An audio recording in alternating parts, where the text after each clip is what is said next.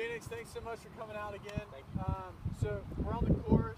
This is hole 3, a par 3. Did you happen to see? It's about.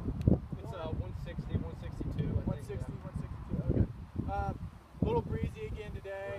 Right. But so tell me about your mental game. You're a college golfer. If you can kind of go through that, maybe speak loudly because of the wind. Okay. I'd say my mental game's always been okay. Nothing spectacular. When I was younger, I used to get mad at myself and kind of throw temper tantrums on the course, and that would always obviously get to me. And I thank God I grew out of that. And then in college, you know, if I'd ever have a big number on a hole, I would then try to force things and try to get back. And then I was never a terrible pressure player, but never great either.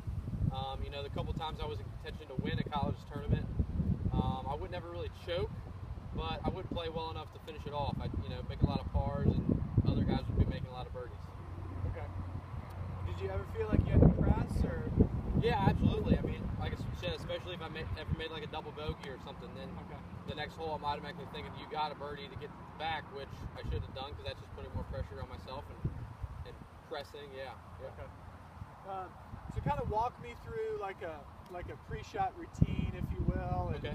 You know, where are your strengths, where are your weaknesses? And let me back up real quick. Do you have a pre-shot routine?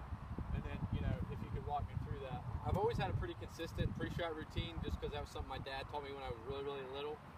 So I've always kind of had the same routine. I go, you know, grab my club, set my ball up on a tee. I always come back, set behind the ball. I take a couple, like 2 practice swings, trying to envision the shot I want to hit. Okay. And I line myself up, and then I go into my shot.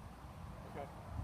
Is there, at any point in time in that routine, is there, you know, if you feel doubt, are you going to hit it, or do you sometimes not hit it, or it's a little half and half? It's probably half and half, as much as that shouldn't happen. But, you know, if I'm really just not feeling good over the ball, I try to make myself step back. But then there's other times where I don't, and I go ahead and hit it anyways. Yeah. Okay. Have you ever heard of a think box and a play box? No. So I'll grab this 5-iron here and I'll put it on the ground here. So this box over here is your think box. Okay. And so if you have a one swing thought, I'll emphasize one swing thought, you do that back here, and then you also see the mental, or see the image. Right. For me, from personal experience, I try to, you know, on CBS they have that vapor trail on some shots, especially at the British Open. It's hard to track the ball. So I try to see that back here, and then I play. You know, once you cross this threshold, if you will, then it's all play. Okay. But at any point in time that you try to, or that you have any doubt, you know, it's windy today, so that would be a good test to try to stay committed to the shot. But try making a couple swings back here. Okay.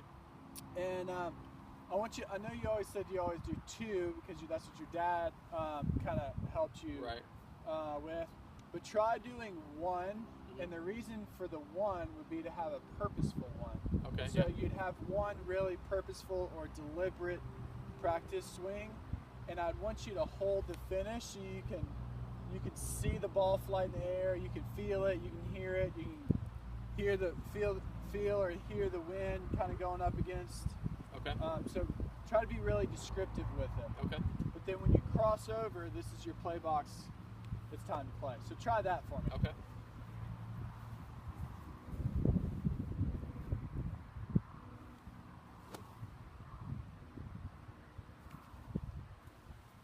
You going to hit it? Yes.